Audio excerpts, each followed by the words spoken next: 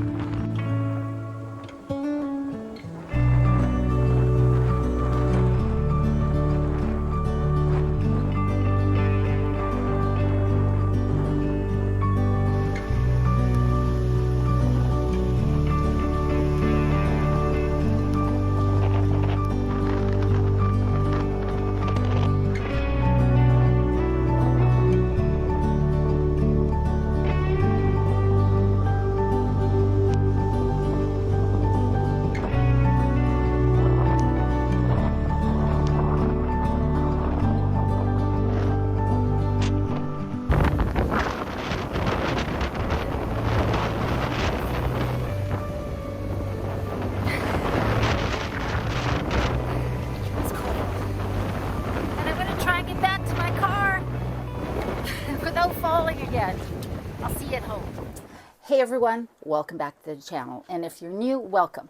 My name is Adelina and I make videos about living in this tiny house on wheels and living a more intentional life. Today is a sponsored video.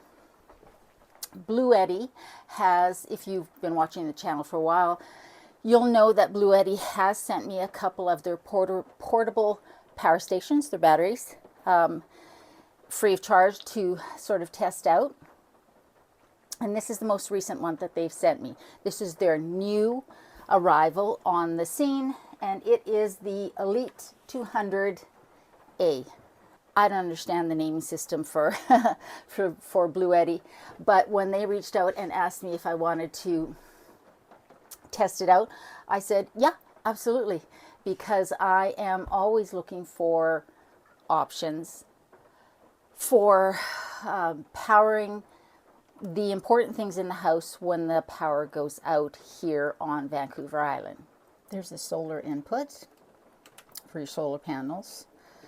Here's the 12-volt sort of car charger. Used to be a cigarette lighter charger. It has two USB-C ports and two regular USB-A ports. And then it's got four 120 volts. Which is awesome. This is where you plug it into the wall, and that is your battery reset. Not sure what that's for. Sophie, of course, wanted to be in the video. There she goes. All right, so I'm not a techie. There are plenty channels that are techie, that are like in the know about the technical stats on something like this, and other portable power stations. That's not this channel. That is not me. However, I thought it would be really actually very useful to do a review on this from the perspective of somebody who doesn't know all that stuff and who really doesn't need to, doesn't want to. I just want to know the important things. Will it run the stuff that I need it to run for the periods when the power goes out? I'll just say really quickly that Bluetti has given me a discount code that I will put down in the show notes below. They've got a big Black Friday sale on right now. And normally I'm not a big proponent of going crazy and shopping on Black Friday. I'm sure if you've been watching my channel for a while, you know that. However, I'm also a big believer in being prepared and taking care of ourselves and being ready for when emergencies hit. As much as possible, being prepared. And so a portable power station is always a good idea. And if you have been thinking about getting one, we're going to do two tests in this video. I'm going to cut away to those two tests. The first test was actually prompted by a power outage, another power outage. I live on Vancouver Island and I live in the country. And so whenever there's a storm, and the windstorms are big here and rainstorms, not so much snowstorms like in Alberta where I came from. But here on the island, whenever there's a big storm, there's high winds, it's old infrastructure, and inevitably a branch will come down on a power line and the power will cut out. And that had happened the day before, and I ended up plugging things into this. And so I wanted to actually do the test for you all officially. Good morning. Weird angle, I know. In case you guys don't know, this is Sophie's stool, and this is the underside of my desk. I'm going to do something about that. So yesterday's power outage got me thinking that I want to test this Bluetti 200 Elite power station. And so what I'm going to do is I am going to plug everything that I need for work into this unit. You can see that it's at 100%. And so I have plugged everything into this power bar. I've plugged my modem. We've got the laptop, my hub for my desk, that my laptop and second monitor are plugged into, the printer. This is even the little USB dock that I use to charge my phone, my work phone, my personal phone while I'm working, and that sort of stuff. Everything is plugged in here. I may even later plug this in. This is just a little tiny space heater that I use under my desk. Sometimes I haven't decided if I'm going to plug that in yet, because sometimes I don't want to have the furnace running while I'm working because it can be a little loud, as you know from another video. And I'm going to unplug it from everything from the wall. I'm going to plug it into, into the Bluetti. We're going to turn on. I guess I'm going to do this. And then I need to do this. So now we're on AC, alternating current, which is what your house runs on. Let's turn everything on and you can watch to see what happens. Furnace just kicked in. That's what you hear in the background. Now let's turn the printer on. See what happens to that as it kicks in.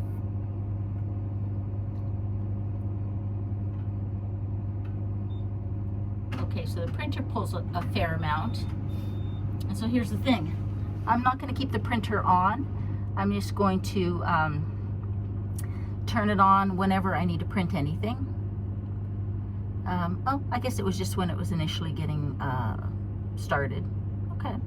So if it's just on standby mode, it's doing okay. But I'm just going to turn it off. Because in a power outage, I would not have it on unless I was printing. And really, just in general, there's no point in having something on that's not being used. So, all right. So that's how it stands. And I will check in with you at noon and see how this unit's doing, powering everything that I need for work, which are my computer, my second monitor, my modem, and my printer as needed, and as well as being able to charge my phones throughout the day. Just for shits and giggles, as they say, what would happen if I turned this little heater on to the lowest setting? For everything, around 195, just under 200. Interesting. Or it goes down. Huh. Anyways, we're not going to run that unless needed. Turn that off. And for reference, it is 5 to 7 when I plugged everything in. All right. It is time to shut things down. There we go. And it is just after 5 o'clock. Let's see what our battery looks like. We are at 77%.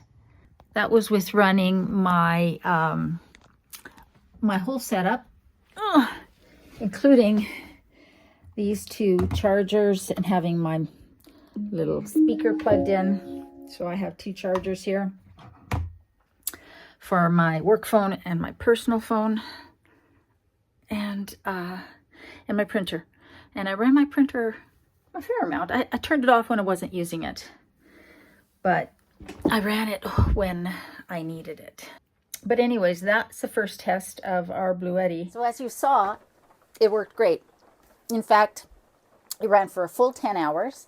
And I did print as needed. I turned my printer off when I wasn't needing to print, which I normally do anyways, because there's no point in it sitting there plugged in if I'm not actually printing. But I didn't not print, and I used all of my devices. I kept my phones on their charging. I have the wireless chargers, my work phone and my personal phone, and everything worked great. In that 10 hours, I went from 100%. I used 23% of the battery capacity on this unit, Sophie, in those 10 hours. So that tells me that if I had a power outage and I needed to work, I could run all of the equipment that I need to run in order to function and work properly for 4 days, which I think is pretty amazing. So I was really happy about that. And one of the things, well, I'll talk about the things that I like about it and the things that I don't like about it at the end. So the next test was, how long will it run the number one device that I think we all worry about when the power's out? So if you are like me, when the power goes out, I'm not really that concerned about lighting and charging things. I have small chargers, little handheld chargers for phones. I have USB lights and battery operated things. So I'm not really that concerned. The biggest concern, if a power outage goes multiple days or more than 24 hours, is my fridge. And I think that that is the same for a lot of people. So I thought I would do a test to see how long would this Bluetti 200 run my fridge freezer combo. And so I have I think it's 14 square feet. I can't remember. It's a Maytag. It's no longer, before you ask me, this model is no longer available. They discontinued it probably a year after I got the tiny house. Now, my fridge does not have any extra electronics. There's no display, there's no ice maker, there's no water dispenser, anything like that. It's just your basic fridge freezer. My freezer's on the bottom with the fridge on top. And it is rated for, I think it's 127 volts. I will put it on the screen here. As far as usage when the compressor kicks in. The thing about these fridges is that the compressor is not always on. I guess if you were in a really hot climate, it might be on a lot more. But for the average situation, the compressor comes on, brings it back up to temperature, and then it goes off, and it sits there because they're so well insulated for quite a long time. Like, I don't hear my compressor on this fridge go on very often. So I thought I would do that test because I think that's the number one concern that people like me would have with a multi-day power outage. How am I going to keep my food and especially my freezer safe, my everything in there safe when there is a multi-day power outage? So today I'm going to plug this unit in. It's 1 minute to 7 o'clock. So I went ahead yesterday and ran an extension cord back there so I wouldn't have to slide this sucker out first thing this morning. So I'm going to turn it on to AC, which is alternating current. All right, so it's just plugged in. It's pulling 150, 152, 154. Sometimes it goes down to 149. So it's exactly 7 o'clock, and we will see. So I'll check back throughout the day to see how this is doing, how much it's used up, that sort of thing. I'm going to go in and out of my fridge if I need to. Like this morning, I haven't made my coffee yet, so I'm going to get my creamer out of there. My curiosity is, how long will it last running this fridge? Okay, it is almost 10 minutes after noon. And what are we at? We are at 91%. Okay, so it is 4:30. It's at 86%. And I'm going to make some dinner. It's been a long day, and we'll leave it plugged in. I will check in again at bedtime. It kicked in, so you can see that it's pulling about 100 watts-ish when the fridge is kicked in. 7:30 at night. There's blackout there. And we are at 81%. We are at 6:30 on day 2. 6:30 in the morning, that is. And the Bluetti is at 69%. All right, it's noon on day 2. And we have 58%. Oh, the lighting is lovely. Yikes. Okay, so it is 5:30-ish on day 2.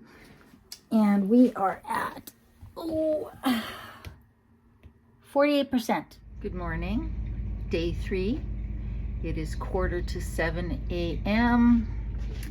and we are at 29%. All right, so let me turn that light off. Very bright. I had to work through lunch. So it is almost 1 o'clock, or just after 1 o'clock on day 3, and we are at 13%. Final check-in. It is 8:30 on the evening of the 3rd day, and we are still at, let me take you down here. We are still at 3%. The little red battery light has been flashing for hours. At 6:30, when I stopped work, it was at 4%. I suspect it could go another couple hours, but I want to go to bed, and I don't want the power to go out in the middle of the night. I'm just going to call it at 8:30 at night on day 3. So we started, I believe, at 7 o'clock in the morning on Tuesday morning, and it is now Thursday evening at 8. So as you can see, it ran for 49 hours.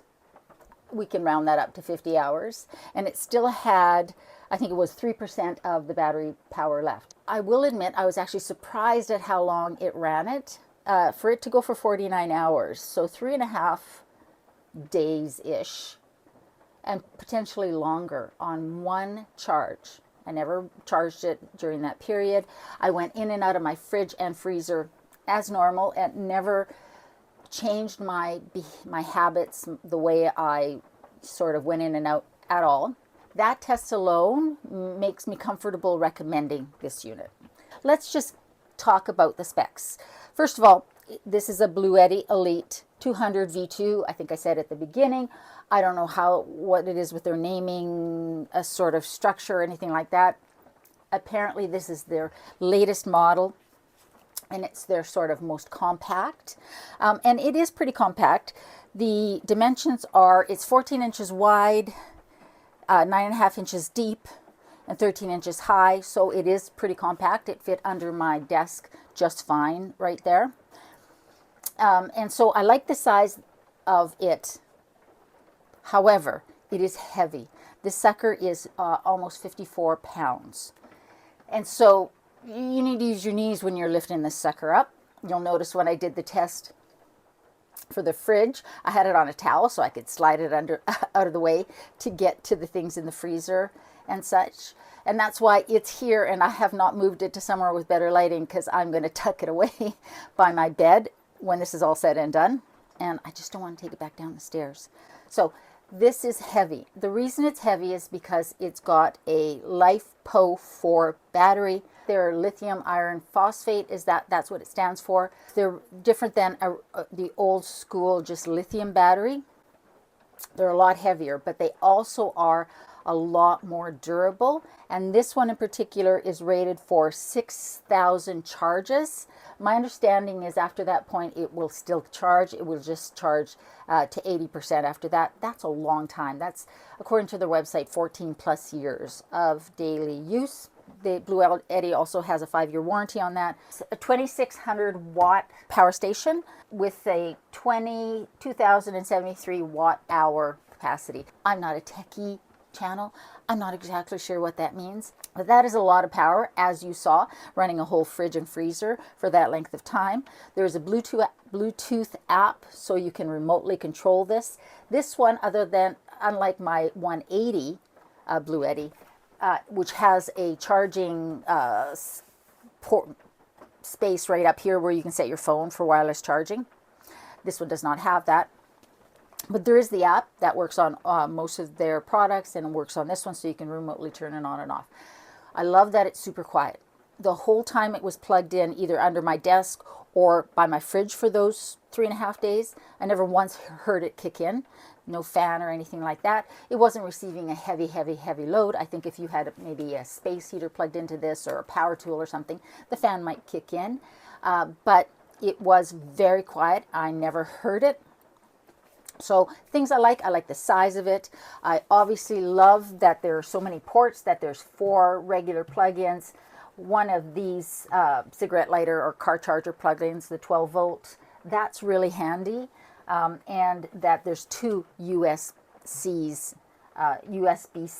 as well as the 2 USB-As on here. It does have the UPS feature, which is the uninterrupted power source, I think, or uninterruptible power source. If I know there's a storm coming, I can have this plugged into the wall under my desk, have all of the items in that power bar, have the power bar plugged into it, and just have it on. And while it's on, it's pass-through powering, which means that everything that's plugged into that power bar, even though it's plugged into this, because this is plugged into the wall, it's pulling power from the grid, not from the battery bank. The battery bank, the power station stays at 100%. But as soon as the power kicks out in the house, it directly, a fraction of a second, starts powering from the power station, and you don't notice a thing. It just automatically transitions to pulling from the power station versus the grid. You can charge this obviously by the wall. After I did the test on the fridge, I plugged the power station into the wall to recharge it. I walked away and did some things, came back about an hour and a half later, it was at 100%. So it's fast, and you can set the different charging speeds through the app. I never play around with that. But if you're a techie, the app will make you happy, because you can see all of your units on there on the display. It'll connect to all of them, and you can set all of those things. So you can charge it via the wall. You can charge it obviously via solar panels through this port here, and it does give you the stats on how much wattage you can have coming in from your solar panels. And you can also plug it. It comes with the cords to plug it into your outlet, the 12 volt outlet in your car. What everybody still refers to as a cigarette lighter outlet, even though they're no longer cigarette lighters. So you can charge it 3 ways. Obviously, when you're charging it in the car that way, when you're driving, it's going to be a much slower charge because it's only going to be able to pull a certain amount. And you can charge by multiple sources at the same time. Do I like it? Absolutely. I do have the AC 180 power station, and they sent me the 50, which is a smaller size. If you've watched my videos in the past, you'll know that I also have a small jack reed that I keep on my bed in the van. That one is still going strong. And I also had a Vitamin 1500 watt power station.